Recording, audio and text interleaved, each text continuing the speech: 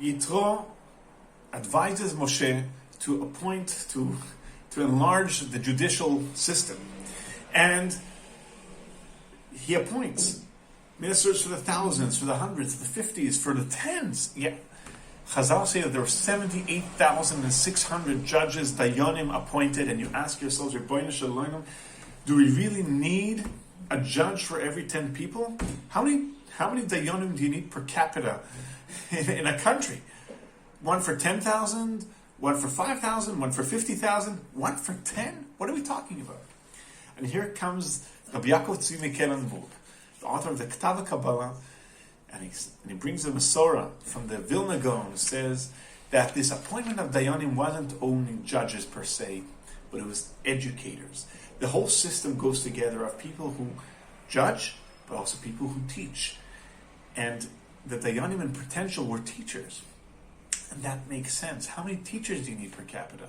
One for 10, one for 50, one for 100. Yeah, a class of 20, 30 students by average is what we have also today. You have hundreds of thousands of teachers in Israel. It makes sense.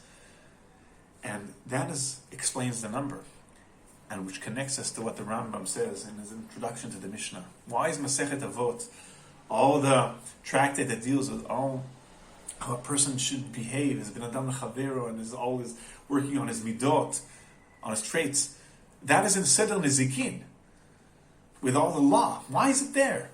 Says the Rambam, because the first and foremost people who need to be ethical people, who need the ethics of our fathers, are the judges, are the Dayanim. Because if a simple person doesn't behave properly, he harms himself, he harms in his close proximity.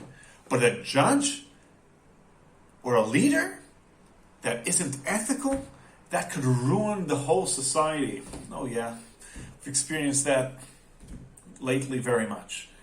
And that is why a Dayan, a Shofetim, lo yeh bal musar v'chinuch.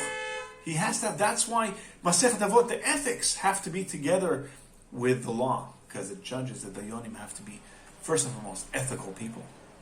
That explains also what Yitro says to Moshe Rabbeinu when he asks him, what are you doing? You're working so hard. And Moshe Rabbeinu says, people are coming to me with all their questions. He says, that's exactly the problem. You're waiting for them to come to you.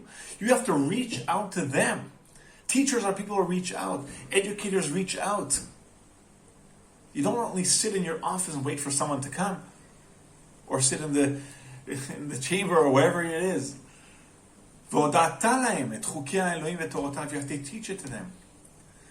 And if we take all these things together, if our Dayanim and judges be ethical people, if our leaders be people who are proactive, not only waiting for people to come to them, but actually going out there and reaching out, that will bring our society, take our society one step to be better, and to really have a just and Dayanim and the just society like we should have.